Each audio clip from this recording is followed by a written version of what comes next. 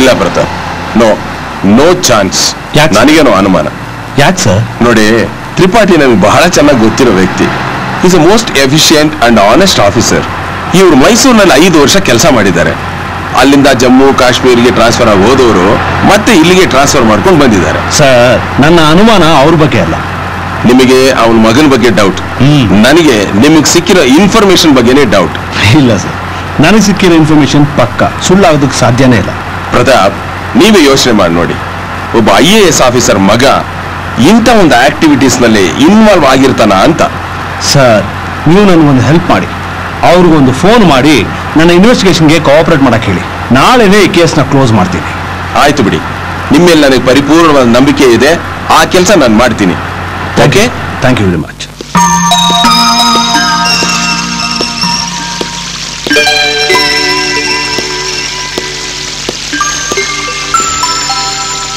Good morning sir. Very good morning.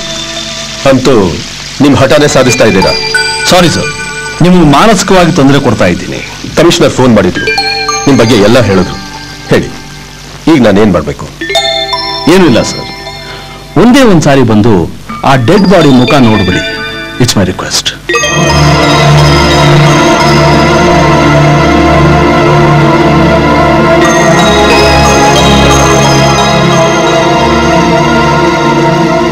Okay, I'll be there within an hour. It's very kind of you, sir.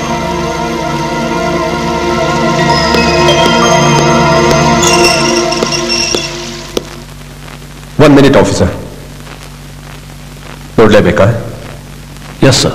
Please.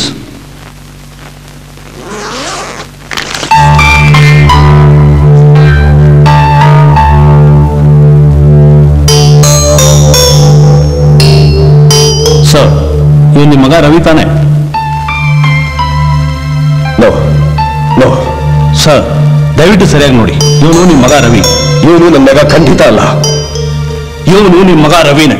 ನಿಮ್ಮ ಮಗನ ಮಗ ಅಂತ ಯಾಕೆ ಒಪ್ಕೋತಾ ಇಲ್ಲ? Officer, ಇವನು ನನ್ನ ಮಗ ಆಗಿದ್ದ ತಾನೇ ಒಪ್ಕೊಳ್ಳೋದಕ್ಕೆ. ನನ್ನ ಮಗನ ಬಗ್ಗೆ ಬಹಳ ಹೆಮ್ಮೆಯಿಂದ ಹೇಳ್ಕೊತೀನಿ. ಅವನು ಕ್ಯಾಲಿಫೋರ್ನಿಯಾದಲ್ಲಿದ್ದಾನೆ, ಅಲ್ಲಿ ಅವನು ಓದ್ತಾ ಇದ್ದಾನೆ. ಬ್ರಿಲಿಯಂಟ್ ಸ್ಟೂಡೆಂಟ್ ಅವನು.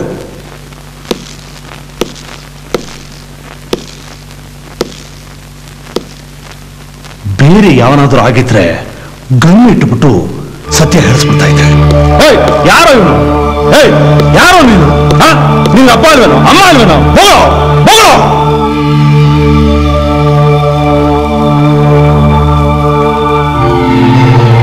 ಬೇವರ್ಸಿ ಊರಿಗೆ ಹೇಳಿದ್ದವನು. ಯಾಕೆ ನಾನು ತಲ್ಕಡಿದೆ ಅನ್ಕೊಂಡಿದ್ಯಾ? ಹೆಣ ಜೊತೆ ಮಾತಾವನೆ, ನೀನು ಹುಚ್ಚಿಡಿದೆ ಅನ್ಕೊಂಡಿದ್ಯಾ? ನಾನು ಮನಸ್ಸು ಮಾಡಿದ್ರೆ ಹೆಣದ ಬಾಯಿನ ಬಿಡಿಸ್ಬಿಡ್ತೀನಿ, ಗೊತ್ತಾ? ನೋಡಿ ಸರ್, ನೋಡಿ ಸರ್, ಹೇಗೆ ಮಲಗಿದ ನೋಡಿ. ಹಸುಗೋಸ್ಕರ ಮಲಗಿದಾನ್ ಸರ್.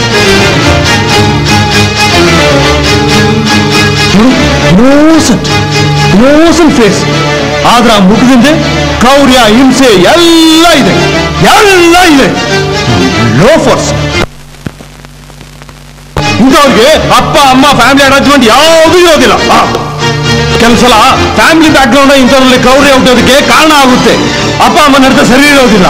ಅಪ್ಪ ಅವನ ಕಡೆ, ಅಮ್ಮ ಅವನ ಕಡೆ ಬೇರೆ ಸಂಬಂಧ ಇಟ್ಕೊಂಡಿರ್ತಾರೆ. ಇಲ್ಲ, ನೀವು ಅಪ್ಪ ಅಮ್ಮನ ಬಿಟ್ಟು ಹೋಗಿರ್ಬೇಕು. ಇಲ್ಲ, ಯಾವುದೋ ಅನೈತಿಕ ಸಂಬಂಧಕ್ಕೆ ಹುಟ್ಟಿದ ಪಾಪಿಗೆ ಕಸದ ಬುಟ್ಟಿಯಲ್ಲಿ ಬಿಸಾಕಿ ಹೋಗಿರ್ತಾರೆ. ಬೇವರ್ಸಿಗಳು ಇವ್ರ ಕ್ಯಾರೆಕ್ಟರ್ ಇರಲ್ಲ, ಅಟ್ಯಾಚ್ಮೆಂಟ್ ಇರಲ್ಲ. ಅದಕ್ಕೆ ಇಂಥ ದೇಶದ್ರೋಹದ ಕೆಲಸಗಳಲ್ಲಿ ಇನ್ವಾಲ್ವ್ ಆಗಿರ್ತಾರೆ. ಅನಾಥ ಶವ. ಹಿಂದೂ ಮುಂದೆ ಹೇಳೋರು ಕೆಲವರು ಯಾರೂ ಗತಿಯಿಲ್ಲ. ಒಬ್ಬ ಗಂಡಸು ಕುಡ್ದವನಾಗಿದ್ರೆ ಈ ರೀತಿ ಮಾಡ್ತಾ ಇರ್ಲಿಲ್ಲ. ಒಳ್ಳೆ ಕೆಲಸ ಮಾಡಿ ಸತ್ತಿದ್ರೆ ಗೌರವದಿಂದ ಶವ ಸಂಸ್ಕಾರ ಮಾಡ್ಬೋದಾಗಿತ್ತು. ಆದ್ರೆ ಇವನು ಬಂದಿದ್ದೆ ಊರು ಜನ ಶಾಂತಿ ನೆಮ್ಮದಿನ ಹಾಳು ಮಾಡೋದಕ್ಕೆ, 3 ಜನರ ಪ್ರಾಣನ ಬಲಿ ತಗೊಳ್ಳೋದಕ್ಕೆ. ಇಂಥವನಿಗೆ ಸರ್ಕಾರಿ ದುಡ್ಡಲ್ಲಿ ಶವ ಸಂಸ್ಕಾರ ಮಾಡೋದು ನನಗಿಷ್ಟ ಇಲ್ಲ. ಇನ್ನೊಂದು ಕ್ಷಣ ಈ ಹೆಣ ನಾನು ಕಣ್ಮುಂದೆ ಇರಬಾರ್ದು. ತಗೊಂಡೋಗಿ ತಿಪ್ಪೆ ಬಿಸಾಕಿ ಹೋಗಿ.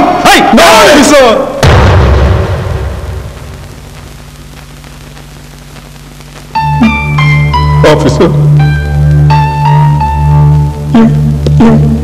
ನನ್ನ ಮಗ ಇವನು ಅನಾಥ ಅಲ್ಲ, ಭಿಕಾರಿನೂ ಅಲ್ಲ, ಅನೈತಿಕ ಸಂಬಂಧ ಕೂಡ್ತಾನೂ ಅಲ್ಲ. ನಾನು ನನ್ನ ಹೆಂಡತಿ ಹೆತ್ತು ಪ್ರೀತಿಯಿಂದ ಸಾಕಿ ಸಲಹುತ್ತ ಮಗ ಇವನೇ ನನ್ನ ಮಗ ರವಿ, ಇವನೇ ನನ್ನ ಮಗ ರವಿ. ಯಾಕೋ ಹೀಗೆ ಮಾಡಿದೆ ರವಿ, ಯಾಕೋ ಹೀಗೆ ಮಾಡಿದೆ?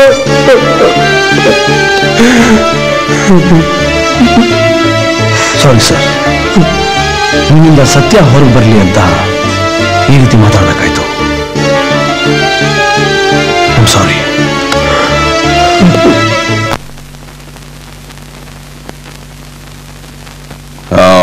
Mister Tripathi, what is this? ನನಗೂ ಒಂದು ಅರ್ಥ ಆಗ್ತಿಲ್ಲ. ನನ್ನ ಮಗ ಬಹಳ ಒಳ್ಳೆಯವನು, ಬಹಳ ಇನ್ನೋಸೆಂಟ್, ತುಂಬಾ ಡೀಸೆಂಟ್ ಆಗಿದ್ದ. ಅವನಿಗಿಂತ ಸಾವು. ಈ ಪ್ರಶ್ನೆನ ನನಗೆ ನಾನೇ ಮೊನ್ನೆಯಿಂದ 1000 ಸಲ ಕೇಳ್ಕೊಂಡಿದ್ದೀನಿ. ಸರ್, ರವಿ ಮತ್ತು ನಿಮ್ಮ ಸಂಬಂಧ ಹೇಗಿತ್ತು? ಚೆನ್ನಾಗೇ ಇತ್ತು. ನಾವು ಯಾವತ್ತೂ ಅಪ್ಪ ಮಗನ ತರ ಇರಲಿಲ್ಲ, ಫ್ರೆಂಡ್ಸ್ ತರಾನೇ ಇದ್ವಿ. ಅವನು ಚಿಕ್ಕ ಚಿಕ್ಕ ವಿಷಯಗಳನ್ನೆಲ್ಲ ನನ್ನ ಹತ್ರ ಹೇಳ್ತಾ ಇದ್ದ.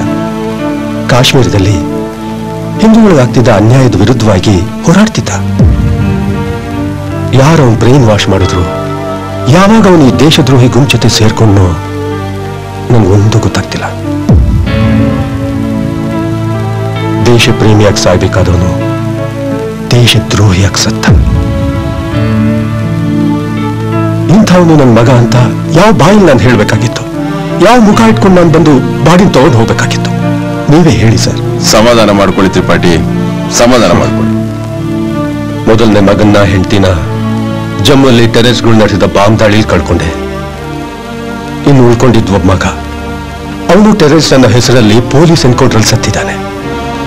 ಹೇಗೆ ಸರ್ ಸಮಾಧಾನ ಮಾಡ್ಕೊಳ್ಳಿ? ನಾನು ಬದುಕಿದ್ದು ಸತ್ ಹಾಗೆ. ಅವನು ಸತ್ತು ನೋವಿಗಿಂತ ಜಾಸ್ತಿ ಅವನು ಟೆರರಿಸ್ಟ್ ಅನ್ನ ಲೇಬಲ್ ಹಚ್ಕೊಂಡು ಸತ್ತಿದಾನಲ್ಲ, ಅದು ನನ್ನ ಲೈಫ್ ಲಾಂಗ್ ಕಾಡುತ್ತೆ. ನನ್ನ ಗೆಳೆಯರಿಗೆ, ನನ್ನ ಕೊಲೀಗ್ಸ್ಗೆ ದೇಶದ ಬಗ್ಗೆ, ದೇಶ ಪ್ರೇಮದ ಬಗ್ಗೆ ಹೇಳ್ತಿದ್ದೆ. ಆದ್ರೆ ನನ್ನ ಮಗನೇ ದೇಶದ್ರೋಹಿ ಆಗ್ತಾನೆ ಅಂತ ನಾನು ಕನಸು ಮನಸ್ಸಲ್ಲೂ ಎಣಿಸಿರ್ಲಿಲ್ಲ. ಈ ಆಘಾತನ, ಅವಮಾನನ ನನ್ನ ಕೈಯಿಂದ ಸಹಿಸ್ಕೊಳಕ್ಕಾಗ್ಲಿಲ್ಲ. ಇದೇ ಕಾರಣಕ್ಕೋಸ್ಕರ ನಾನು ನನ್ನ ಮಗನ ಹೆಣನ್ನ ತಗೊಂಡು ಹೋಗಕ್ ಬರ್ಲಿಲ್ಲ ಸರ್. Mister Tripathi, it's not over now. No, ಇಲ್ಲ, ಇದು ಅಂತ್ಯ ಅಲ್ಲ, ಆರಂಭ. ನೋಡಿ ಮಿಸ್ಟರ್ ಪ್ರತಾಪ್, ನನ್ನ ಮಗನಂತ ಇನ್ನೋಸೆಂಟ್ ಹುಡುಗರ ಮನಸ್ಸನ್ನ ಕೆಡಿಸಿ ಇಂಥ ಕೂಪಕ್ಕೆ ತಳ್ತಾ ಇರೋ ದೇಶದ್ರೋಹಿಗಳು ಯಾರು ಅಂತ ಕಂಡು ಹಿಡಿದು ಅವರ ಸರ್ವನಾಶ ಮಾಡಿ, ಅಷ್ಟೇ ಅಲ್ಲ, ಭಯೋತ್ಪಾದನೆ ಮಾಡ್ತಾ ಇರೋ ಆ ಭಯೋತ್ಪಾದಕರ ಗುಂಪನ್ನ ಕಂಡು ಹಿಡಿದು ಸುಟ್ಟು ಬೂದಿ ಮಾಡಿ.